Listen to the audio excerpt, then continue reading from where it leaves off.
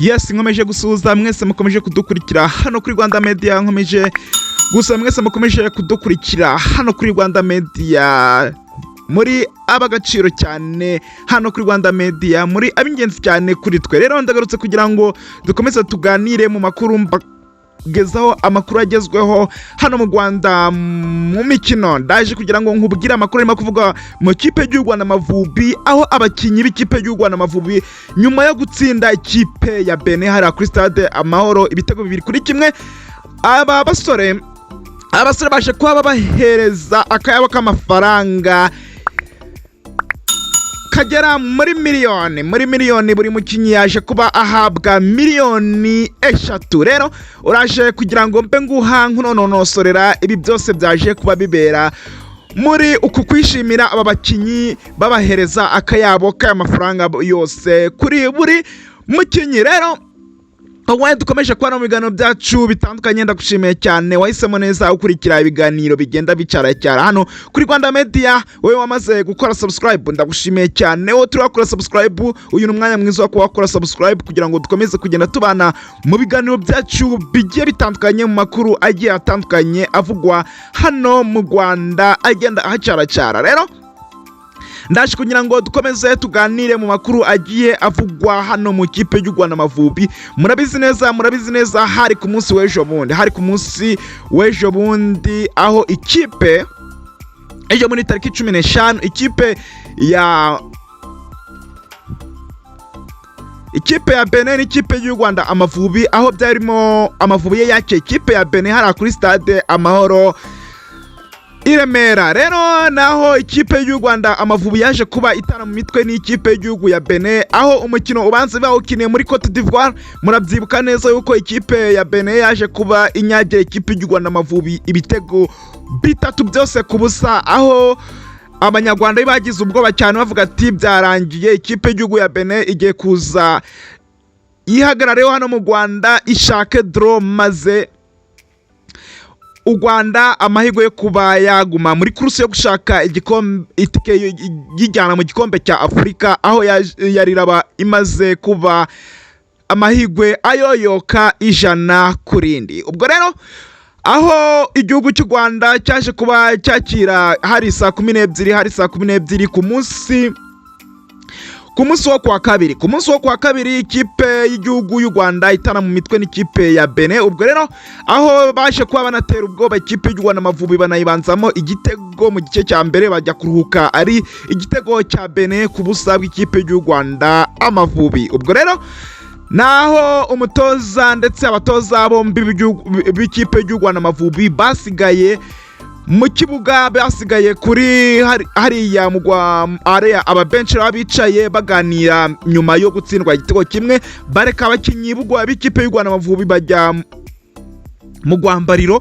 Nyuma rero aba batoza basigaye baganira bajya inama bareba mbese n'iki bari buze kubwira abakinnyi, n'iki bari buze gutangariza abakinnyi nyuma y'uko bari bamaze gutsindwa igitego kimwe hano mu Rwanda imbere y'abafana babo batari bakeya, nubwo batari benshi cyane, kubera yuko bari bafite ubwoba, dore yuko baba bakupitiye ibitego 3 byose hariya mu gihugu cya Cote d'Ivoire, aho benin muri no minsi irimo yakirira imikino nyafurika. Ubwo rero nibwo ikipe y'u Rwanda Amavubi yagarutse mu gice cya kabiri, Nshuti Innocent ahita akupitamo igitego cya mbere, bibaye igitego 1-1. Umukino sasa uba urashushe, ibintu biba bihinduye isura. Nibwo rero baje gukomeza kwataka ikipe y'u Rwanda Amavubi, iba ibonye penalty. Jihad kapiteni w'ikipe y'u Rwanda Amavubi aba ayirashemo, bibaye ibitego 2-1. Niko umukino waje kuba urangira. Inkuru rero sikiriyongiye, inkuru ntago ikiriyongiye yuko ikipe y'u Rwanda Amavubi yaje kuba itsinda ikipe ya benin,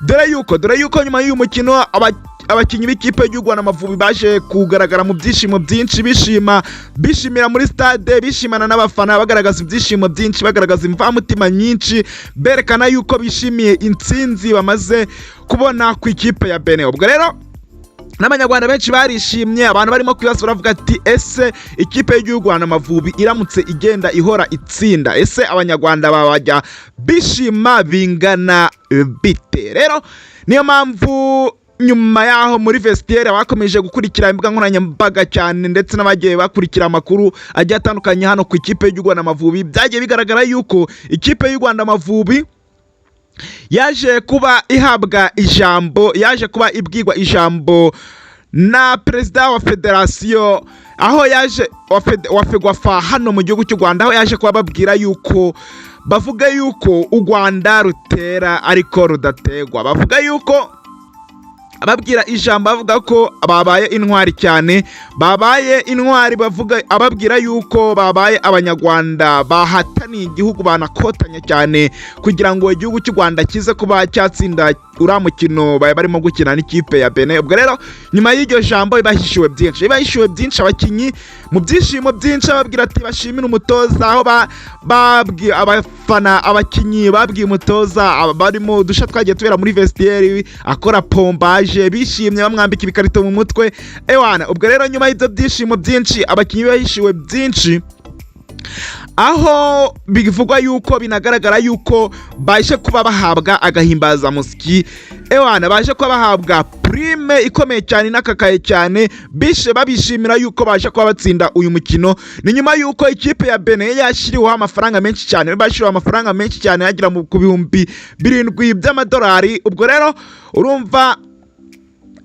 buri mukinnyi yari afite amafaranga menshi cyane kuri mukino wa Benin, ariko birangira bitaje kubahira, birangira amafaranga bayarase, ahubwo ikipe y'u Rwanda birangira ibandagaje batsinze ibitego 2-1, kandi icyizere bafite nyuma yo gutsinda igitego kimwe no nyuma yo kubatsindira ibitego 3 muri Cote d'Ivoire, bavuga ati Amavubi birashoboka kuyatsinda, birashoboka ko twayandagaza tukayatsindira niwayo. Ubwo rero Amavubi rero mu byishimo byinshi n'ubuyobozi bwa siporo hano mu Rwanda mu byishimo byinshi baje kuba bitura ikipe y'u Rwanda Amavubi, baje kuba bayitura bayiha prime buri mukinnyi aho yaje kubahabwa miliyoni 3, baje kuba bahabwa miliyoni 3 zose, baje kuba bahabwa miliyoni 3 z'amanyarwanda. Ubwo rero urumva amafaranga atari makeya ku mukinnyi w'umunyarwanda, ku mukinnyi waje kuba ahamagagwa mu kipe y'u Rwanda Amavubi, kuba ahabwa miliyoni 3 ku mukino umwe, urumva ni prime itari nkeya habe na gato, kandi na motivation